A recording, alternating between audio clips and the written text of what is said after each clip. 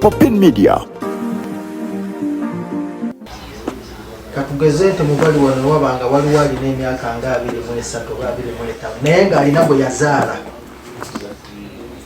abamuzadde kigambo mwana kiruma era otaba mugumiikiriza nnyo oyinza okukola ensobi otabanyi wafuunu twali twebazizza nnyo kuba tuli bazadde abaavu mu ssente naye ng'ate tuli bagagga mu mitima okusinziira engeri gye wafunamu munno gye tutamanyi kuba ewaka teri akumanyi okujjako abakulabidde gye bakusanze okusingira ddala tusisinkana mu bizibu nga bino ku poliisi. Omwana ono wandibadde oyisa emikono mu maaso neweebaza Katonda kuba eri battiiriyo yalireetanga ttiiriyo. Ebiseera ebisinga abakyala bwe bagenda ebweru ku bintu ebikutera okubaako ekimu oba byombi. Bw'agenda ebweru ssente aziweereza beewaabwe. Omusajja tolaba ku ssente ya mukazi ng'agenze bweru nolaba aviiriddewo.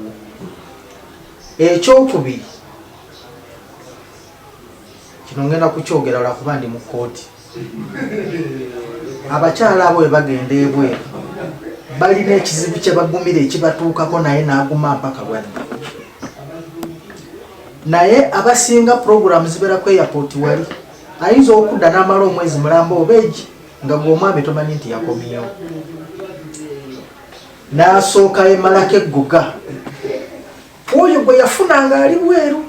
kati gwe n'akomawo ewuwo nga yaddadda naye nga tomanyi. Naye mu bye mwogedde ono bw'ayogedde gwe wamukima ku airport nekiwulira naawe bw'oyogedde gwe wamukima ku airport kiba kitegeeza nti yali ebweru nga yeesizaani yeesize ggwe kubanga yatuuka n'okukwata ssente ze yakolanga ng'aziweereza ggwe wadde nga gw'ogamba nti waliwo ssente ezakuweerezebwanga naye ng'ogenda kuziweereza beewaabwe kiba kitegeeza nti mu beewaabwe famire yaffe zisookawo eziryoka zidda ewaffe muweeyo omutwalo muweeyo ebiri muweeyo etaano. Kiba kitegeeza abantu bwe baweerezanga ssente ku beewaffe obamanyi abo nabo nja kusaba obatubuulire tubafune olyagaa nti aze yamperezaayo akakadde aze yamperezaayo obukadde 5 aze yamperezaayo 4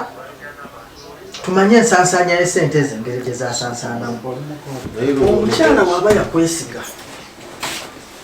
kuba teri ssente yava bweru nejja direct ngeze mu bazadde mukulu abantu ssente zonna zaayitangawo gw'ogamba nti ebyo wamama ekimpi mwamala kukontana nga waliwo ebitali kutambula bulungi mu ssente ezo nga tandise n'okufuna amawulire bwentyo bwe nawulira n'alyoka agamba ndabika nzikirira nzigwawo ssente kanzikyuse ntandika okuweereza ani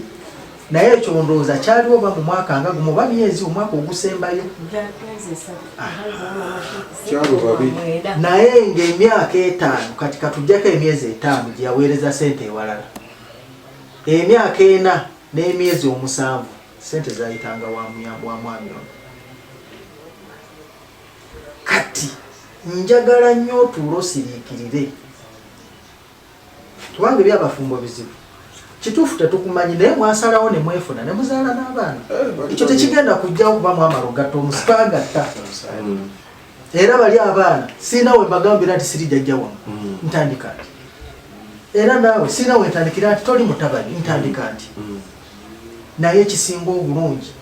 mukwano ssente ziri kubaawula naye mutunule nnyo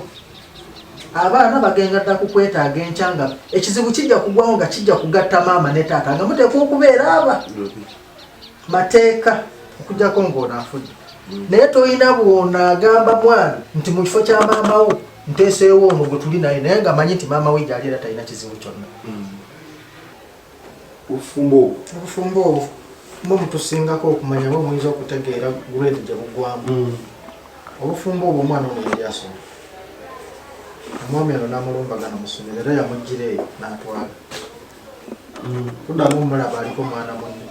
kati oba obufumbo kyobwo